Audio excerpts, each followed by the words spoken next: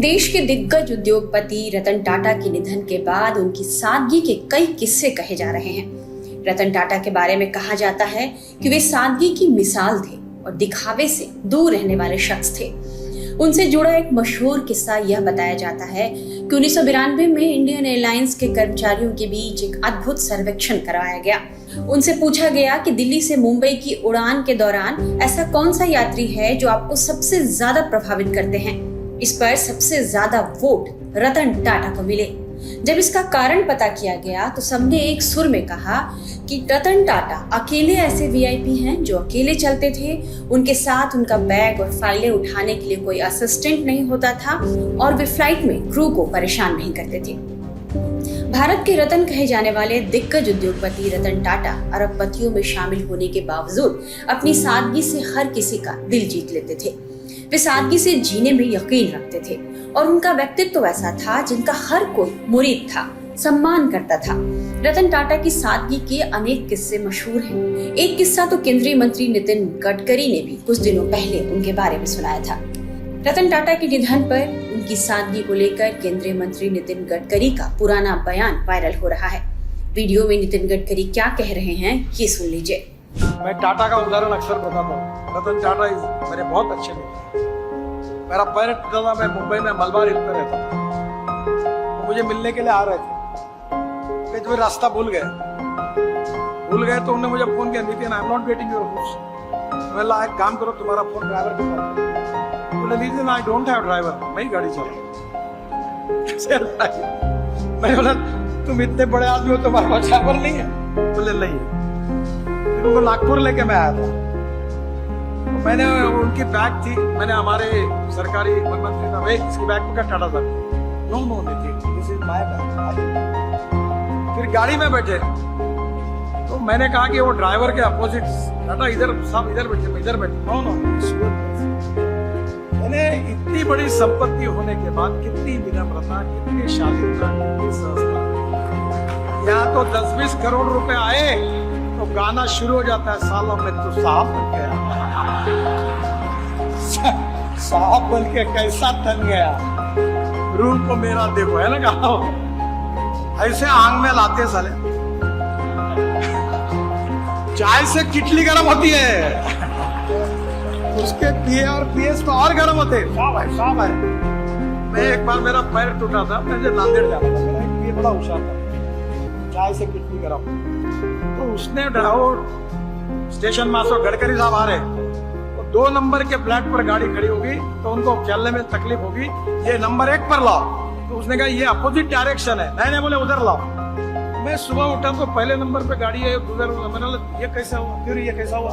Sir मैंने ही station master को कहा कि इस पे लाओ। तो तूने क्यों कहा? मैंने कहा था क्या तुमको? कभी कभी बहुत सी बातें ऐसी समझते हो और न समझते हो।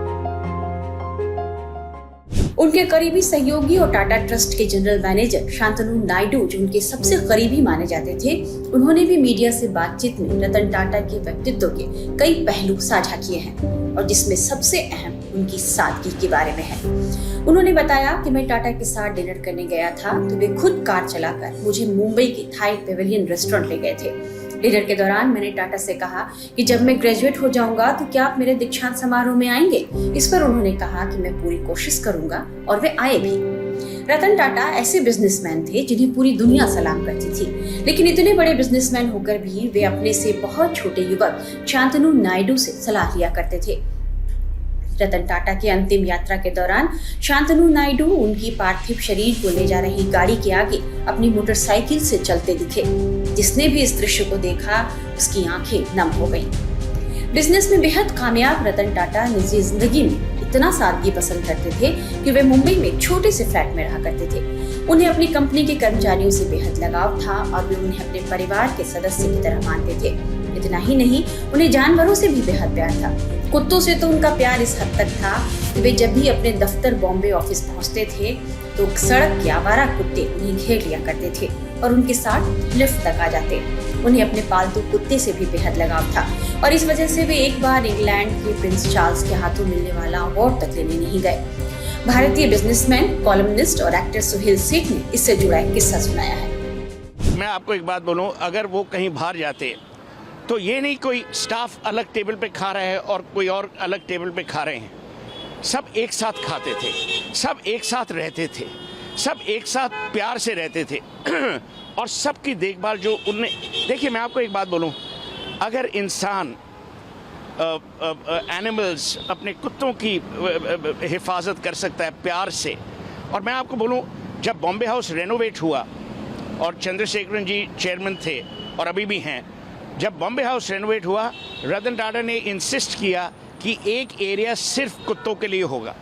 ताज में भी आप जाइए, आज ताज बॉम्बे में जाइए, अगर कोई इंडी या रेस्क्यू डॉग है उसको अंदर जाने की पूरी परमिशन है। ये इंसानियत है। इंसानियत ये नहीं कि आप सिर्फ अपने लोगों में अच्छे रहें, पर इंसानियत ये होती है कि जब तबके का सबसे जो वीक आदमी है उसके साथ आपका जो व्यवहार है वो इंसानियत है। किंग चार्ल्स ने उस टाइम प्रिंस चार्ल्स थे, बकिंगम पैलेस में उन्हें लाइफ टाइम अचीवमेंट अवार्ड देना था।